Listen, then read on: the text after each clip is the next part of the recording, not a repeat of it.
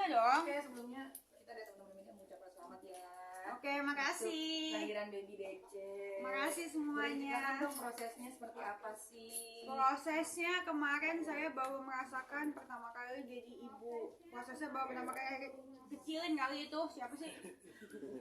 Prosesnya saya merasakan jadi ibu itu senang banget, terharu, terharu segala macam. Saya nggak nyangka kan di perut saya ternyata bisa mengandung 9 bulan terus tiba-tiba keluar anaknya segede gitu. Jadi senang banget, kaget sih. Terus kan cowok. Amin, puji Tuhan sehat. Gitu. Nah, kemarin prosesnya aku pakai sesar. Berapa lama Kak di ruangan? Berapa tanggal berapa operasi? dulu? Nah, Tanggal berapa? tanggal 11 bulan 11 jam 11 lewat 11. Wow. Berat badannya? Berat badannya berapa ya kemarin ya? Berat badannya berapa ya, Vida? 2990. 2990 hampir 3 kilo. Tingginya? Tingginya berapa? Panjangnya 48. Tingginya 48 cm. Puji Tuhan sehat dan normal. Amin. Oke. Walaupun disumpahin netizen apa segala macam ya udahlah. Netizen jahat banget sumpahin anak gue cacat apa sumpahin anak gue mati pas saya jahat banget. Itu untungnya puji Tuhan sehat. Ya kan doa netizen yang jahat-jahat tidak berbalik kepada mereka. Doa yang baik-baik dari netizen aku doain semoga kembali ke mereka juga yang baik-baik. Amin. Itu dari sendiri sengaja memilih tanggal cantik ya. Iya. Di rencana seperti apa sih? Iya memang sengaja milih tanggal cantik karena aku suka tanggal cantik kan biar gampang diingat biar bawa hoki 111. Jadi kan cita-citanya kan nanti baby DC itu kan mau jadi orang nomor 1 di Indonesia. Amin. Mau jadi presiden tahun 2024. Hidup baby DC. Amin. Pas dong, pas 111 orang nomor 1 gitu. Untuk nama dan maknanya sendiri. Iya. Nah belum ada nih BPDC nih, masih bingung nih apa namanya. Sementara anaknya udah lahir nih, nanti malam mesti tulis di rumah sakit. Tadi udah ditanyain nama anaknya, nama mamanya siapa, nama mamanya kan jelas gua. Terus nama anaknya siapa, belum tahu. Terus ditanya nama bapaknya siapa, saya bilang bapaknya udah mati. Dennis menjadi seorang single parent lah ya paling tidak. Artinya dengan melahirkan kan biasa kan ditemani oleh Suami. pasangan gitu. Seperti apa sih tegarnya Dennis saat mau melahirkan sendirian? Oh iya, sedih sih kemarin ini kan waktu itu kan ditanyain kan, nanyanya berkali-kali kan. Nanti temeninnya sama siapa, yang masuk keluarga siapa? Mama gue takut darah. Frida takut darah. Kayak kan yang temenin ya editor. Iya, kayaknya cuman di dunia ini cuman gue doang nih yang akhirnya ditemenin sama editor. Editor terus itu ya udah nggak apa-apa, yang penting ada yang nemenin kan. Biar gimana pun yang penting anaknya sehat. Terus gitu kalau misalkan udah gitu malam-malam sebelum melahirkan tuh ya tanggal 10-an gitu gue ngeliat IG si Atta Aurel kan ini hormon kan ya baper kok ditemenin so sweet amat ya makanya tuh guys bedanya hamil HTS hamil tanpa suami sama hamil ada suami beda ya.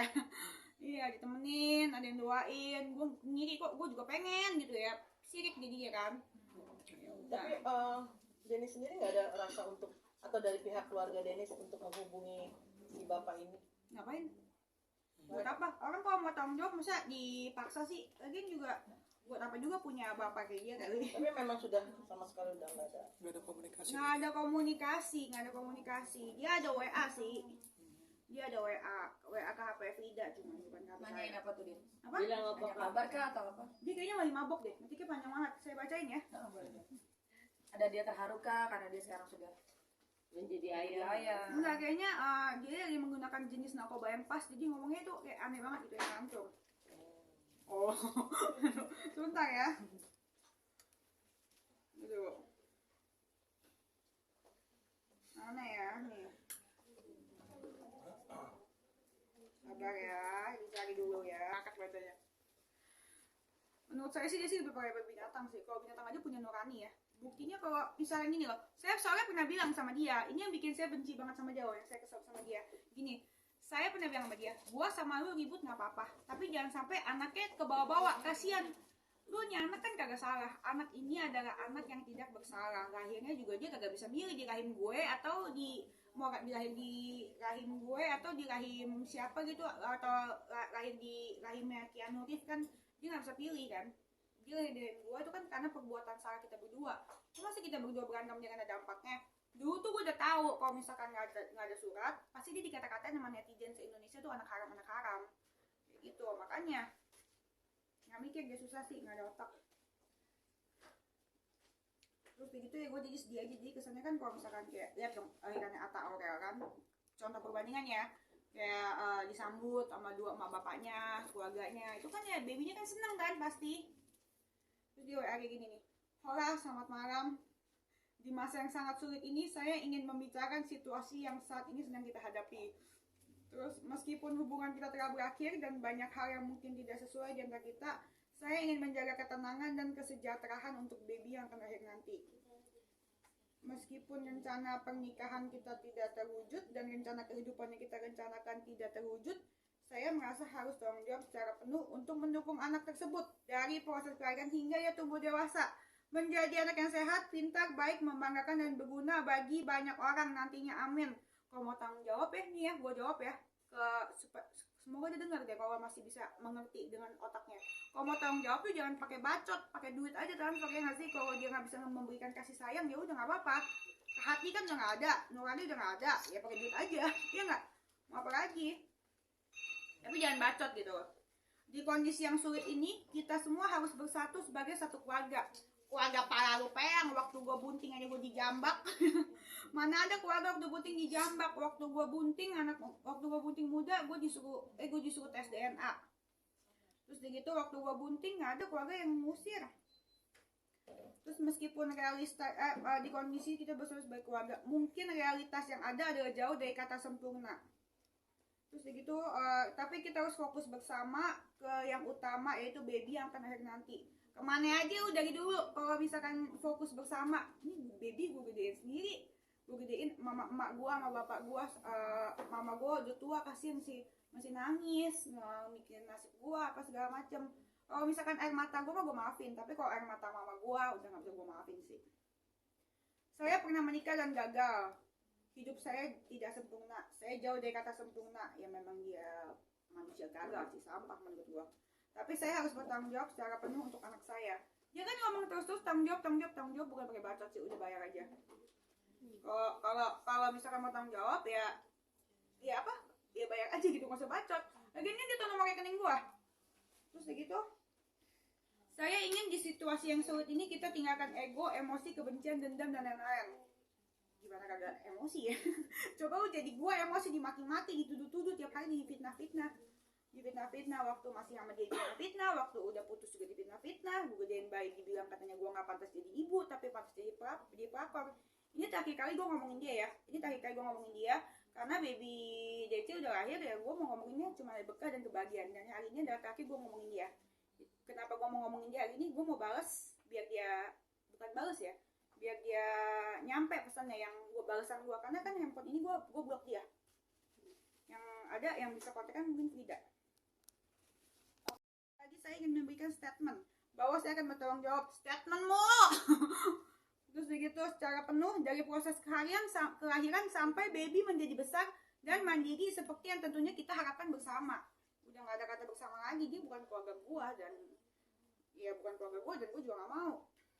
Dan karena saya sedang berada di luar negeri, saya tidak bisa secara langsung mengurus berbagai proses administrasi kelahiran baby nanti. Emang di luar negeri harus transfer? Bisa keles, kan dia sering transfer dari sana.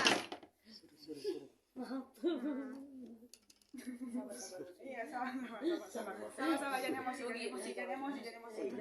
Oke? Langsung mengurus berbagai proses administrasi untuk kelahiran baby nanti. Maka mantan istri saya yang merupakan ibu kandung dari anak saya, yang juga kelak akan menjadi kakak tiri baby yang akan lahir nanti, Jill akan membantu juga menjadi kepanjang tanganan saya di Jakarta. Cuy, kalau misalkan sampai ada yang ikut campur dalam urusan gue sama bapaknya baby, itu pasti kebobo, pasti bukan gue ributin, mau gue kulitin semuanya. Setiap orang punya dosa, setiap orang punya aib, termasuk pasti mantan bininya. Jadi gue mohon jangan ikut campur, jangan sok-sokan mau ngurusin administrasi. Itu si bapaknya baby punya tangan. Kalau dia mau tanggung jawab sendiri, harus belajar dididik. Lagian juga gue kasih ke mantan bininya, tiap hari juga dikata-katain sama bapaknya baby. Katanya mantan bininya juga dibilang katanya selingkuh lah, apalah. Kata-katain kok lo, tenang aja, jangan sedih. Jangan pernah ikut campur, karena temennya si bapaknya baby ya berarti sekarang musuh gua, apalagi keluarganya, karena dia telah membuat keluarga gua menangis, karena dia telah membuat anak di dalam perut gua itu dikatakan anak haram. Oke? Oke, terus kayak gitu ya masih panjang sih, nggak usah kali ya. Iya. Nggak usah, nggak penting ya, nggak penting ya. Berarti penegasan Kak Denis berarti tutup pintu untuk yang mantan itu ya. Tutup pintu maaf pakai kaki, cekrek. Tutup pintu maaf, udah nggak ada pintu maaf lagi.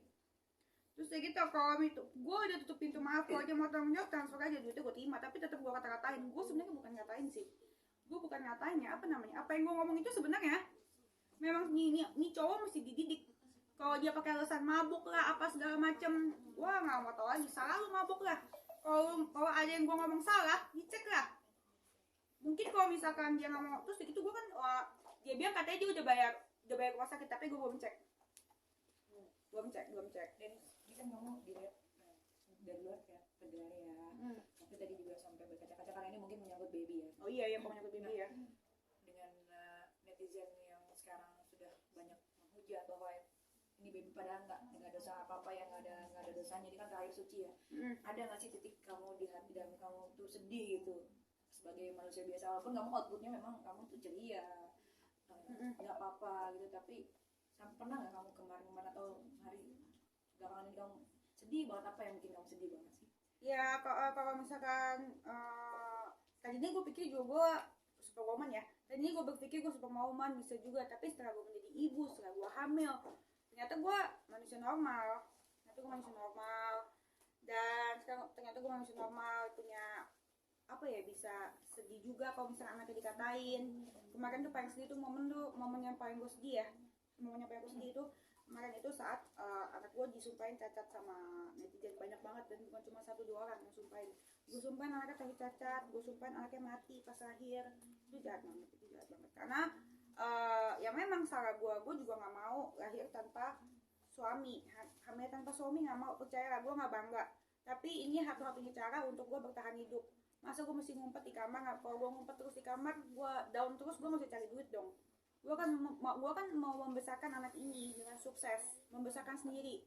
Dan gue kan nggak bisa berharap sama bapaknya, beda sama orang lain. Terus gitu gue mesti berharap sama diri sendiri. Jadi itu gue tuh harus menguatkan diri sendiri sebenarnya gitu.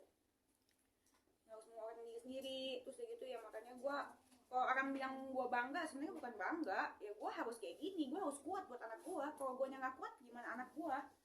Kayak gitu.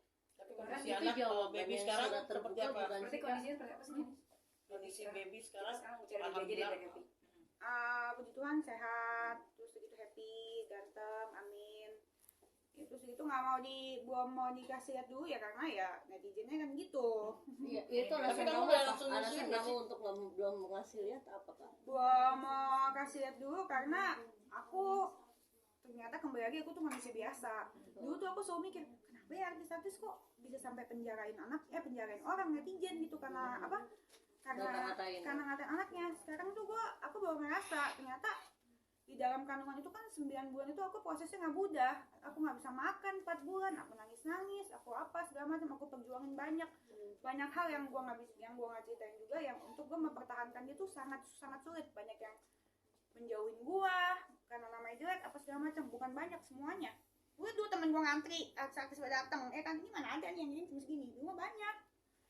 Kemarin sempat aslinya nggak keluar, tapi aku lihat videonya sekarang udah keluar ya. Iya, puji Tuhan. Gimana perjuangannya itu jadi seorang busui sekarang ya panggilannya? Iya, amin ya. Untungnya aminnya pertamanya tuh gue tuh stres banget karena ya masalah baby ini benar-benar bikin gue lebih sensitif ya. Mungkin gue menemukan kemanusiaan gue setelah gue menemukan kemanusiaan gue setelah jadi baby ya. Tapi kan gue itu kemarin tuh abis sesar tuh gue langsung kerja. Live, jualan baju, jualan bunga apa segala macem, benar-benar langsung kerja.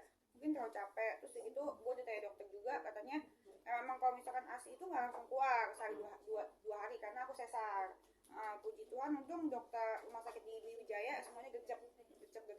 Akhirnya aku dikasih booster, dikasih vitamin, dikasih ajarin, didatangin dokter reputasi, diajarin cara menyusu apa segala macem. Puji Tuhan sekarang udah lancar, udah muncrat.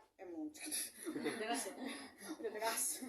Muncrat sih. Kemarin sempat sakit juga mencoba berjalan, belajar jalan atau pasca operasi itu gimana Denis? Iya, hari pertama itu belajar jalan. Bukan hari pertama, 8 jam kemudian belajar jalan itu langsung bisa. Rasanya pas pertama kali itu, pas obat biusnya habis tuh rasanya kayak ketabrak bus, sakit banget.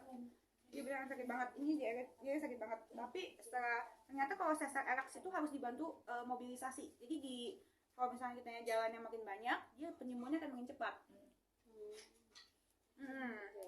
Kak, itu surat itu jawaban surat terbuka kamu yang waktu berapa hari nggak sih yang dibilang mantan istrinya apa yang mau biayain itu, yang ada surat terbuka. Oh iya. Itu jawabannya itu maksudnya yang tadi kamu Ini enggak, bacain. ini WA dia. WA dia. Tapi aku belum, dia bilang katanya dia udah bayar, tapi nggak tahu, belum tahu, nanti aku cek lagi. Nah terus gitu aku kirimin invoice soalnya. Aku kirimin invoice. Ya lu kalau misalnya mau tanggung jawab jangan bacot lah. Kita lisin aja apa pengeluaran gua. Kita kan mau tahu kan dia bacot atau enggak. Soalnya dia ngomong ke teman-teman gua tanggung jawab segala macam. Kalau sebenarnya ya kalau misalkan walaupun lu bayarin rumah sakit, lu bayarin semua kebutuhannya kemarin, bukan berarti lu tuh tanggung jawab. Itu emang udah kewajiban lu. Tanggung jawab itu tuh lahir dan batin, bikin mendidik anaknya bersama apa segala macam. Walaupun gua walaupun sekarang udah nggak bisa gitu. Sekarang tanggung jawab yang bisa kan lu bayar aja gitu loh. Kalau bayar jadi nggak mau gimana yang lain. Cuman dikirimin invoice kemarin berapa ya peralatan rumah sakit sama peralatan baby, peralatan buat bayi segala macam juga dia nggak gubris. Oke, Kan Denis. sebelumnya kan si JK ini belum mengakui anaknya kan ya. Iya tes DNA. Nah, secara tidak langsung itu Berarti dia sudah mengakui dong. Dia mengakui ngakui. dong. Ya gue bingung juga ya sama dia ya, makanya ya gimana ya dia ngaku apa enggak ya? Nggak nanya kak. Jadi lu nggak nanya sama dia. Jadi lu sebenarnya lu ngakuin anak ini nggak sih anak Gue lu nggak gitu? butuh diakuin anak gue dari seorang pemabok pecandu narkoba begitu lah ya.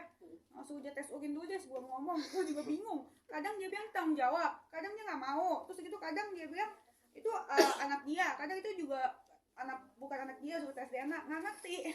Denis, artinya kedepannya ini kan artinya sudah lah gitu loh yang Sudah lah. kita kan Denis bilang sebagai seorang ibu ada perubahan kan dalam diri Betul. Denis. Nah, kedepannya seperti apa Denis mau apa yang mau dilakukan oleh Denis? Di kedepannya gue mau memulai hidup baru bersama baby aku, sama baby DC. Jadi di kedepannya aku mau memulai hidup baru sama baby DC.